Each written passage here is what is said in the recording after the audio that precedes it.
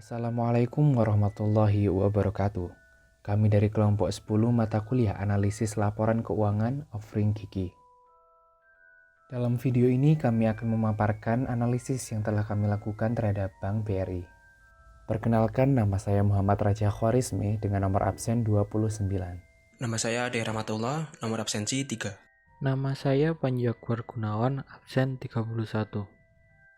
Dalam menganalisis profitabilitas Bank BRI, kami menggunakan rasio Return on Common Shareholders Equity ROCE, atau yang biasa dikenal dengan sebutan Return on Common Equity. Apa itu ROCE? ROCE merupakan suatu cara untuk mengukur berapa banyak uang yang diterima oleh pemegang saham biasa atas investasi mereka. Pemegang saham biasa berbeda dengan pemegang saham preferred. Pemegang saham biasa tidak menerima atau tidak dijanjikan dengan return yang tetap. Namun, mereka memiliki klaim atas sisa pendapatan perusahaan hanya setelah semua sumber pembiayaan lain dibayarkan. ROCE berbeda dengan Return on Asset atau ROE. Biasanya, ROCE hanya digunakan oleh pemegang saham biasa. ROCE digunakan oleh beberapa investor untuk menilai kemungkinan dividen yang mungkin akan dibayarkan oleh perusahaan di masa depan. ROCE yang tinggi menunjukkan perusahaan menghasilkan keuntungan yang tinggi dari investasi yang ada, sehingga memungkinkan pembayaran dividen juga lebih besar. Selain itu, rasio ROCE juga dapat digunakan untuk mengevaluasi seberapa baik manajemen perusahaan telah menggunakan modal mereka untuk menghasilkan nilai yang lebih tinggi. ROCE yang tinggi menunjukkan bahwa manajemen perusahaan memanfaatkan modal mereka dengan baik, dengan berinvestasi dalam proyek-proyek NPV positif, yang artinya investasi yang dilakukan memberikan manfaat bagi perusahaan dan shareholders. Cara menghitung Return on Common Equity atau disingkat ROCE.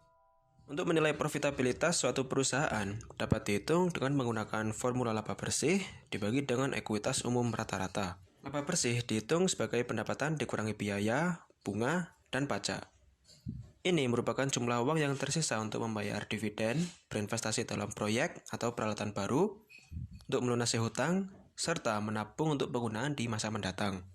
Lalu yang kedua ada ekuitas umum rata-rata.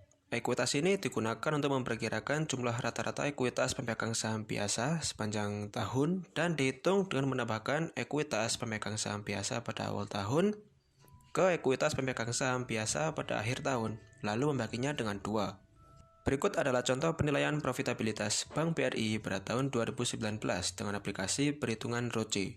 Pertama, mencari nilai ekuitas umum rata-rata dengan menjumlahkan total ekuitas umum pada tahun yang akan dihitung dengan ekuitas tahun sebelumnya, lalu kemudian dibagi 2. Setelah mendapatkan angka ekuitas umum rata-rata, maka tinggal membagi jumlah laba bersih dengan hasil ekuitas tadi dan ditemukanlah hasilnya sebesar 17,27%, yang artinya perusahaan mampu mengelola modalnya untuk menghasilkan laba usaha sebesar 17,27% dari modal kerja yang disediakan. Selanjutnya, saya akan menjelaskan tentang kesimpulan dari analisis ROCE. Sebelum menuju pada kesimpulan akhir, saya akan menjelaskan apa saja kegunaan dari analisis ROCE ini. Pertama adalah mewakili pengembalian investor ekuitas biasa. Modal yang diterima dari investor sebagai ekuitas pilihan dikecualikan dari perhitungan ini, sehingga membuat rasio lebih mewakili pengembalian investor ekuitas biasa. Yang kedua, untuk menilai kemungkinan dan ukuran dividen yang mungkin dibayarkan perusahaan di masa depan.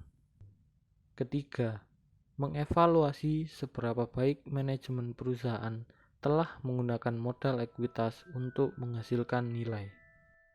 Selanjutnya, bagaimana cara penyimpulan ROCE? Saya akan sedikit menjelaskan bagaimana cara menyimpulkan atau menjabarkan hasil dari ROCE. Di dalam praktek investasi, tidak ada sebuah angka yang mengindikasikan bagus atau tidaknya sebuah ROCE.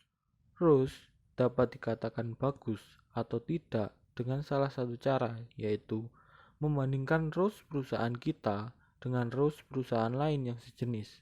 ROCE yang lebih tinggi adalah ROCE yang mencerminkan kinerja perusahaan yang baik pula dalam mengelola modal kerjanya untuk menghasilkan laba operasi perusahaan. Jadi, sesuai dengan perusahaan yang dipilih, yaitu Bank BRI, kami membandingkan ROAS-nya dengan salah satu perusahaan yang sejenis, yaitu Bank BTN. Dapat dilihat pada perhitungan yang telah disajikan, Bank BRI memiliki ROAS sebesar 17,27% dan Bank BTN memiliki ROAS sebesar 0,87%. Mungkin hal ini perbandingannya sangat jauh atau lebih mengunggulkan Bank BRI. Tetapi mungkin ada suatu masalah pada Bank BTN pada tahun 2019 yang membuat ROAS Bank BTN mengalami penurunan drastis. Sesuai dengan pernyataan pada slide sebelumnya, yaitu ROAS yang lebih tinggi berarti mencerminkan kinerja perusahaan yang lebih baik pula. Jadi dapat disimpulkan bahwa perbandingan antar Bank BRI dan BTN yang dilihat dari ROAS-nya lebih baik dari sisi Bank BRI, yang berarti BRI lebih banyak menghasilkan dividen daripada dividen Bank BTN 2019. Hal ini terbukti bahwa dividen Bank BRI adalah Rp168,1 per lembar saham, sedangkan Bank BTN hanya Rp1,98 per lembar sahamnya. Inilah akhir dari video kelompok kami. Jika ada salah dalam turut kata, kami mohon maaf sebesar-besarnya. Terima kasih banyak atas perhatiannya. Wassalamualaikum warahmatullahi wabarakatuh.